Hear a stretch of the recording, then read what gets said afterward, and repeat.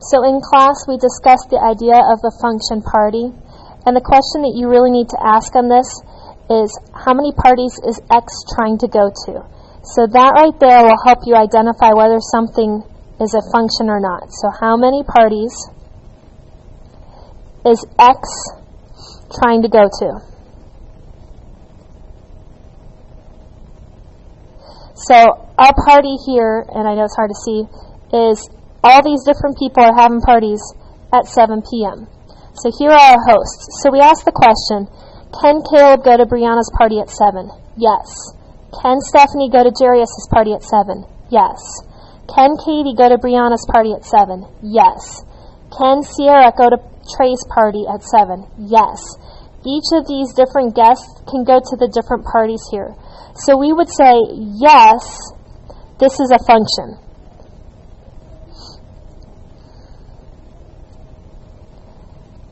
Now, if you look and compare that to number 2 here, with number 2, you look at this and you say, how many parties is Zach trying to go to? Just one, it's Eddie's. Briar is trying to go to Hannah's party, but Daisy is trying to go to both Hannah and Eddie's party at 7 p.m. Can Daisy be in 2 places at once? No, she cannot. So, since she cannot be in 2 places at once, we would say this is not a function. So now we're going to apply this to the concept of x. Going back to example number 1. These right here, always your inputs are going to be your x. The outputs, always on the right side, are going to be your y. So every x has to have one unique y. So Stephanie had one unique y, Katie had one unique y, Sierra had one unique y. As long as each x has one unique y, then it is a function. However, if you compare that to this problem, this x right here, Daisy, is trying to go to 2 different y's. Not one unique y, 2 different y's. X cannot go to 2 different y's. It needs to have one unique output. So since x has more than one output here, we would say it's not a function. So if your input is going to one output, one unique output is a function. If it's going to more than one output, it is not a function. Another way you can check that is through something called the vertical line test.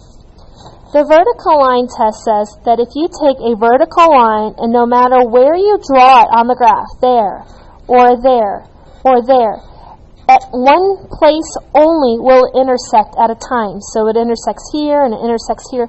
So notice these vertical lines, no matter where I draw it, will only go through the function at one point at a time. Now, that means that it passes the vertical line test, and if it passes the vertical line test, the relation is a function.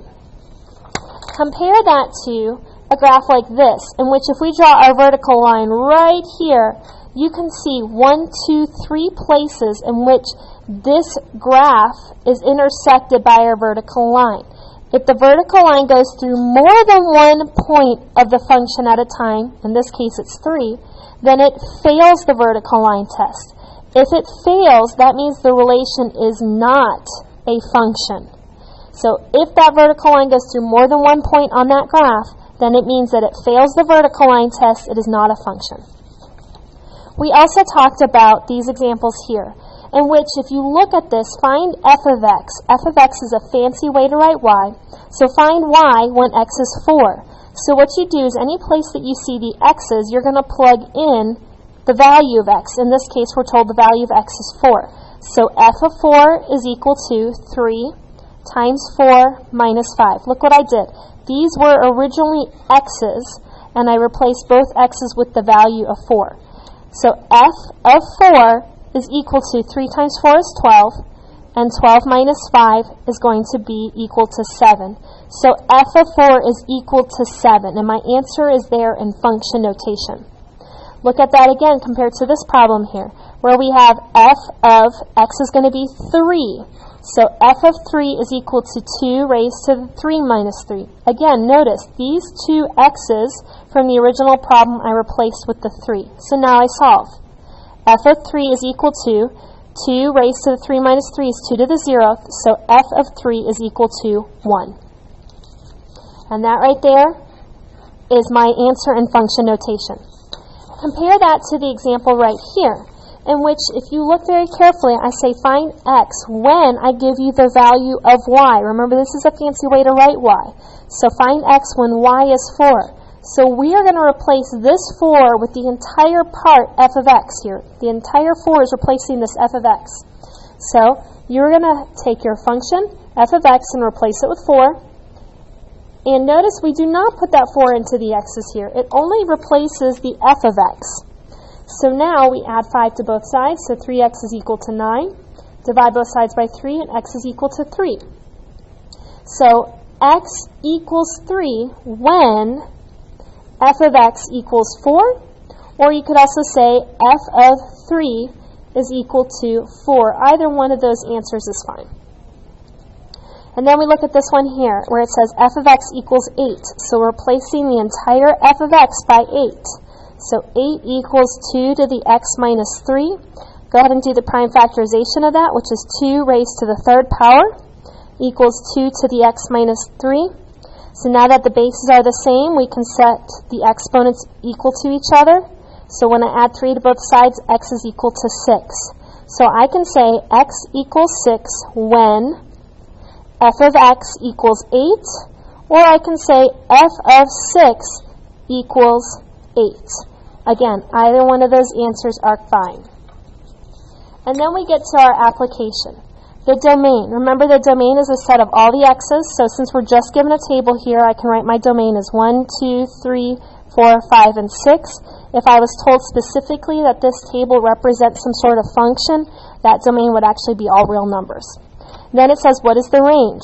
Again, I have 4, 8, 12, 16, 20, and 24 because the range represents the y's. If this again said that the table represented a function, a line, an equation of a line, then I would be saying my range is also all real numbers. But since right now we're closed to the table, we're in closed form, therefore we're going to leave our domain and range like this. What is the function that represents the data? Well, you could use ordered pairs like 1, 4 and 2, 8 to find the equation of the line that passes through them. And once you do that, you're going to get y equals 4x. So notice that I'm writing this in function notation. F of x equals 4x. So then it says, what is x when f of x is 4? What is the value of x when the y equals the 4? So look at the y. When y is 4, x is going to equal 1. And it says, what is f of 2? Remember, this is like f of x. So the x represents the 2. So when x is 2, y is 8. So f of 2 is equal to 8. And that would be the answer for this question.